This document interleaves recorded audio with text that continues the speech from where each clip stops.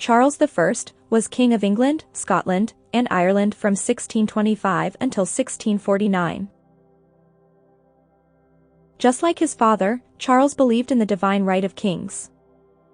Therefore, he thought that as king he was above the law, and had been chosen by God. This belief caused a lot of problems during his reign.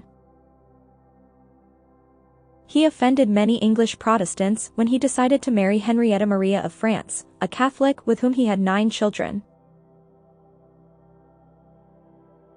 He dissolved Parliament every time he faced with opposition.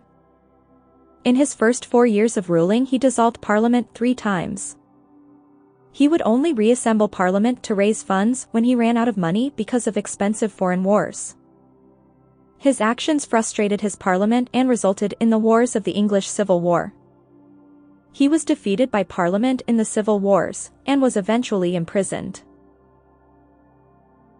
On January 20, 1649, the High Court of Justice at Westminster Hall put him on trial for treason. Putting a king on trial was a contentious issue. When it came to the trial, those who were against it were turned away or arrested. King Charles refused to cooperate. He did not enter a plea or recognize the legitimacy of the court. In just 7 days, the judges found him guilty and passed the sentence of execution. January 30, 1649 was the day of the king's execution. Charles requested to wear 2 shirts because it was a cold day and he didn't want to start shaking, giving the impression to the public that he was afraid. He also wore his favorite earring, which he first started wearing at the age of 15. In the decades following, it appeared in nearly every portrait of him, always just the one earring, and always worn in his left ear. He even wore it into battle. In the 16th and 17th centuries, earrings were somewhat in vogue among select wealthy English men, a trend borrowed from France. Goldsmith Louis Rupert wore an earring in one ear, as did Earl of Somerset Robert Carr and Duke of Buckingham George Villiers, who was also a friend of Charles I. Sir Walter Raleigh even had pearl earrings in both ears.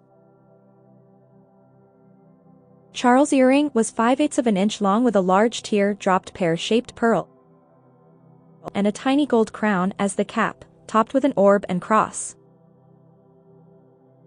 Why he chose to wear it the day of his execution is not known, but the earring remained intact. When his body was prepared for burial, it was removed and sent to his daughter Mary. From there, the earring reached Duke of Newcastle upon Tyne William Cavendish. It remains in his collection today, now under the ownership of the Dukes of Portland.